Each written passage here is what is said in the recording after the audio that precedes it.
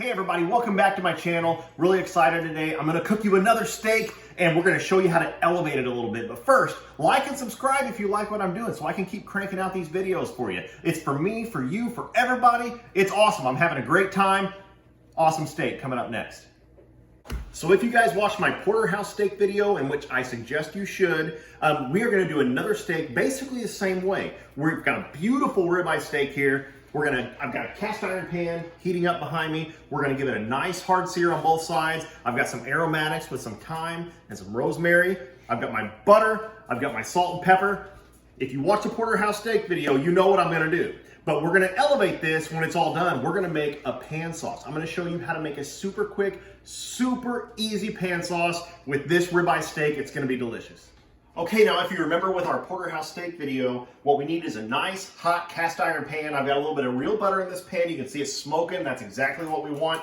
Just starting to smoke.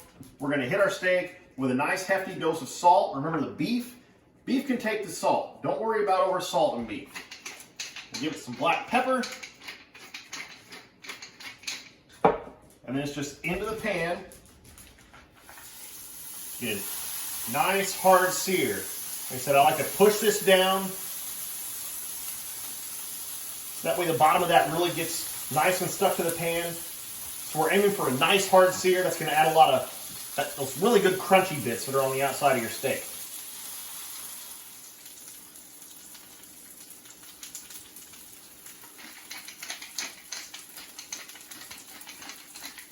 So we've got our steak searing on this side. I went ahead and put some salt and pepper on the other side, and we're just gonna let this sear off for about 45 minutes. And like I mentioned before, when I'm searing a steak in a nice hot pan, I'm kind of going by smell. I'm kind of smelling when I need to flip this. That's kind of what tells me. It's just something you have to learn, but we're gonna get this sear off, flip it over, add some butter, and we're gonna keep going. Okay, I got that smell in the air. I can tell there's a nice char on the bottom side. We're just gonna flip this over.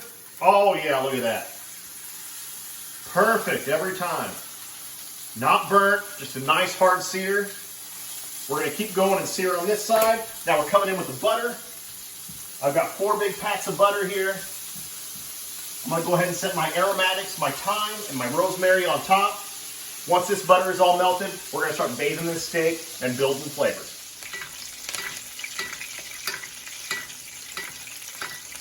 Real quick, I am just going to move. This is a little bit thicker steak than I used last time. So one thing I do like to do, I'm going to move my herbs off to the side here. One thing I do like to do is you see how, you've got the edges of your steak. I like to go ahead and give those a nice sear too. You just bring those on the sides. It doesn't take a long time. It's just aesthetics. It just looks pretty. It looks nice. So because if you got a steak that's nice, seared on both sides. You want it seared around the edges too, especially if it's a nice thick steak. See that fat's really taking on a sear? Just trying to make it pretty. Okay, our steak is done. It feels perfect. Now I'm going to take this over and we're going to let this rest. And I like to put this on one plate, turn another plate over, cover that up, keep it nice and warm. But we're going to make a nice, beautiful, this is a quick pan sauce. It's going to be delicious. Okay, so last time we used all that brown butter as the dipping sauce. This time, I got rid of the brown butter, I left some in the pan, and we're gonna go right in with some mushrooms. These are just some regular white button mushrooms. You can use whatever mushrooms you like. We're gonna get these in the pan. We're bringing our heat down a little bit. We're gonna start sauteing these off until they kind of start releasing some of their moisture.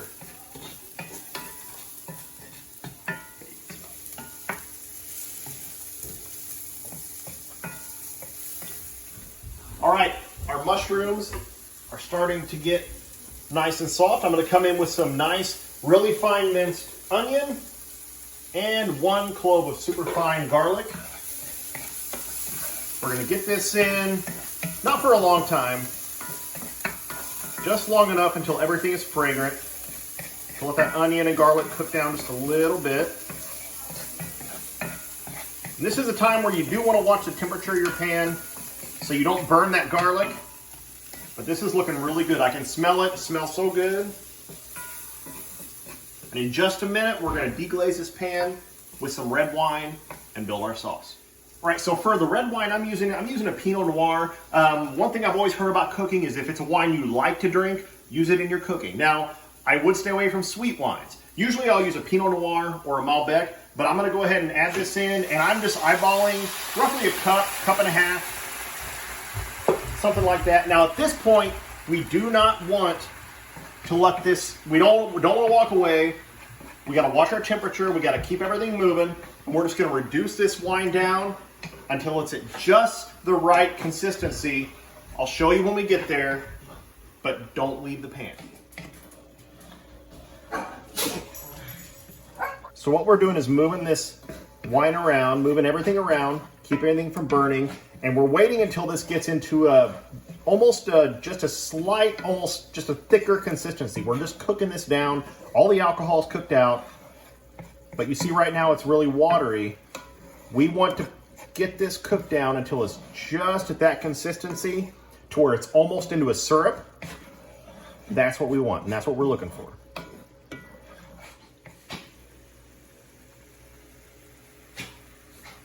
Okay, this is getting really close. You can kind of see we're still a little watery. Now it's a very fine line. This is where you just kind of have to keep stirring it. This is where you definitely don't want to walk away from the pan. You just got to keep moving this around. Almost there. Almost there. Grab my towel so I can move this off the heat when it's time. We're almost there. Almost there. See how much that wine is reduced? We're down to almost that syrupy consistency. Oh yeah. This is gonna taste so good on top of our steak. All right, I think that is pretty much where we want it. I'm gonna kill the heat. We move this off the pan. Sorry, I meant burner. We're gonna come in with one nice big pat of butter. We're gonna melt this in, and what this is gonna do is give a nice little velvety consistency. Now, traditional like French pan sauces, no, they can cook down. It takes them a long time to cook down. This one is just a super quick, super easy. See how that's giving that a nice velvety color to that sauce. Just a nice little texture. This is gonna be great over the top of our steak. Oh, I can't wait to try it. There we go. Ladies and gentlemen, we have a pan sauce. All right, our steak is rested, our sauce is ready. We're just gonna come right over the top of this steak with our sauce. That steak is awesome as it is, but oh, look at this. This just elevates this so much. We've got that nice reduced red wine, mushroom, onion, and garlic sauce. Just to bring a little color, let's add a little bit of parsley. It's like, just pretend you're at a restaurant. So I'm gonna try this. Let's get in here. Oh yeah, this looks good. One of my favorite ways to cook a steak. That's amazing.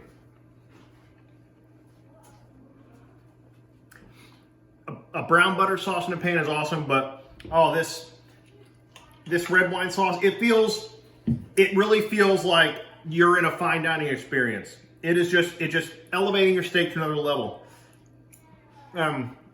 Just using that pan with the little brown bits on the bottom of it. I need to stop eating, I'm sorry. That is a very good steak.